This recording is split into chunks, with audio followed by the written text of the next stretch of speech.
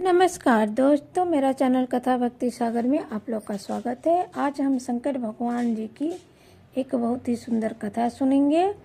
पूर्व काल की बात है। एक समय भक्तों पर कृपा करने वाले तथा देवताओं के चक्रवर्ती सम्राट भगवान शंकर को विहार करने की इच्छा हुई। तब वे पार्वती और गणों को लेकर अपने निवास भूत कैलाश पर्वत से चलकर काशीपुरी में आए। वहां उन्होंने एक पुरी को अपनी राजधानी बनाया और भैरव नामक वीर को उसका रक्षक नियुक्त किया। फिर पार्वती जी के साथ रहते हुए वे भक्तजनों को सुख देने वाली अनेक प्रकार की लीलाएं करने लगे। एक समय वे उनके वरदान के प्रभाववश अनेकों वीरांगना गणेश्वर और शिव के साथ मंदराचल पर गए और वहां भी तरह तरह की क्रीड़ाएं करने लगे। एक दिन जब प्रचंड पराक्रमी शिव मंदराचल की पूर्व दिशा में बैठे थे, उसी समय गिरजा ने नर्म की अपने नेत्र बंद कर दिए। इस प्रकार जब पार्वती जी ने मुंदे स्वर्ण और कमल की प्रभाव वाले अपने कमलों से हरि के नेत्र बंद कर दिए, तब उनको नेत्रों के मूंद जाने के कारण वहां क्षण भर में ही घोर अंधकार फैल गया। पार्वती जी के हाथों का महेश्वर के शरीर से स्पर्श होने के कारण शंभु के ललाट में स्थित अग्नि से संताप होकर मदजल प्रकट हो गया और जल की बहुत सी बूंदें टपक पड़ी। तदुपरांत उस बूंदों ने एक गर्भ का रूप धारण कर लिया। उससे एक ऐसा जीव प्रकट हुआ जिसका मुख विकराल था। वह अत्यंत भयंकर, क्रोधी, अंधा कुरूप, जटाधारी, काले रंग का, मनुष्य से भिन्न बिडौल और सुडौल बालों वाला था। उसके कंठ घोर घर घर शब्द निकल रहे थे। वह कभी गाता, कभी हंसता और कभी रोने लगता तथा जबड़ों को चबाते हुए नाच रहा था।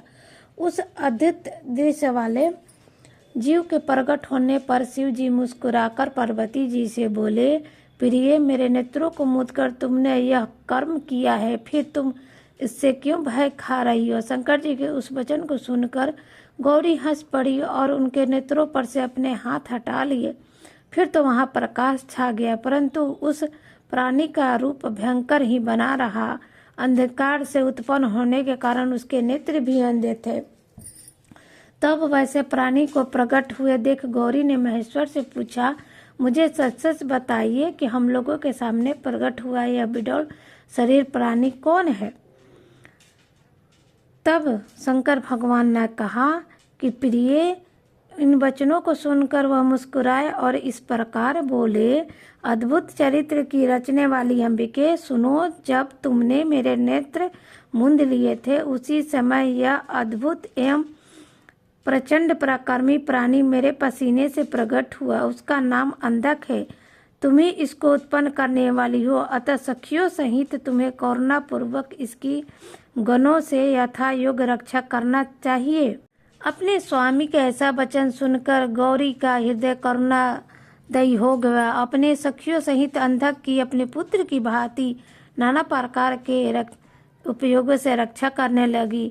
तदुपरांत शिर ऋतु आने पर दैत्य हिरण्याक्ष पुत्र की कामना से उसी वन में आया, क्योंकि उसकी पत्नी ने अपने ज्येष्ठ बंधुओं की संतान परंपरा को देखकर उसे सार्थक तत्पश्चात के लिए प्रेरित किया था। वहां पर कश्यप नंदन हिरण्याक्ष वन का आश्रय लेकर पुत्र प्राप्ति के लिए घोर तप करने लगा। उसके मन में महेश्वर के दर्शन की इच्छा थी। वह क्रोध आदि दोषों को अपने काबू में करके ठुटकी के भांति निश्चल होकर समाधिस्थ हो गया। तब जिसकी ध्वजा में विष का चिन्ह वर्तमान है तथा जो पिनाक धारण करने वाले वे महेश्वर उसकी तपस्या से पूर्णतः प्रसन्न होकर उसे वर प्रदान करने के लिए चले और उस स्थान पर पहुंचकर दैत्य प्रवर हिरण्याक्ष से बोले, अब तुम अपनी इंद्रियों का विनाश मत करो, क्योंकि तूने इस व्रत का आश्रय लिया है। तू अपना मनोरथ प्रकट करो। महेश्वर के उस सरस वचनों को सुनकर दैत्यराज हिरण्याक्ष प्रसन्न हुए उन्होंने गिरजा के चरणों में नमन करके अपने अनेक प्रकार की स्तुति की। फिर वह अंजलि बांधे सिर झुकाकर कहने लगे कि उत्तम पराक्रम तथा दैत्य कुल के अनुरूप कोई पुत्र नहीं है, इसलिए मैंने इस व्रत का अनुष्ठान किया है। देवेश, मुझे एक परम बलशाली पुत्र दीजिए। दैत्यराज के उस वचन को सुनकर कृपालु शंकर प्रसन्न हो गए और उन्होंने कहा कि दैत्याधिपति, तेरे भाग्य में तेरे वीर्य से उत्पन्न होने वाले पुत्र नहीं लिखा है, किंतु मैं तुझे एक पुत्र देता हूँ। मेरा एक पुत्र है जिसका नाम अंधक है, वह तेरे ही समान पराक्रमी और अजय है। तू संपूर्ण दुखों को त्याग कर उस पुत्र को धारण कर ले और इस प्रकार पुत्र प्राप्त कर ले।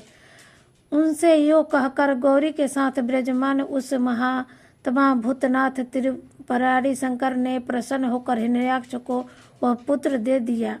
इस महानवसी दैत्य परम प्रसन्न हुए। उन्होंने अनेकों श्रोताओं द्वारा रुद्र की पूजा करके प्रदक्षिणा की और फिर वह अपने राज्य को चला गया।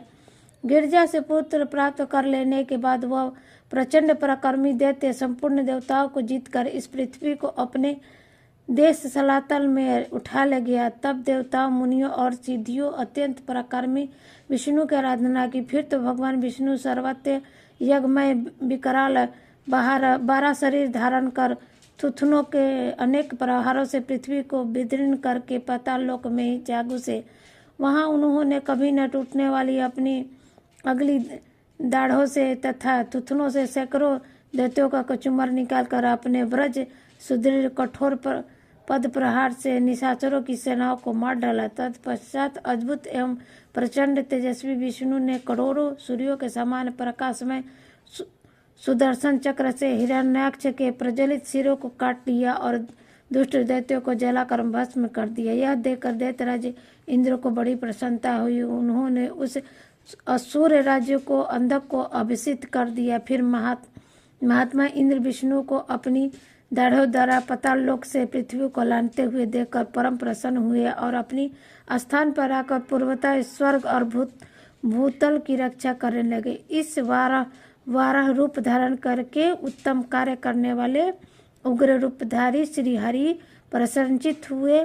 समस्त देवताओं, मुनियों और योगियों ने अनेक प्रकार से शिव जी के पुत्र प्राप्त करते हुए ब्रह्मा जी प्रसन्नित होकर अपने लोकों को चले गए। इस प्रकार 12 रूपधारी विष्णु समस्त देव मुनि तथा अन्य सभी जीव द्वारा असुर राज हिरण्याक्ष के मारे जाने पर खुश हो गए।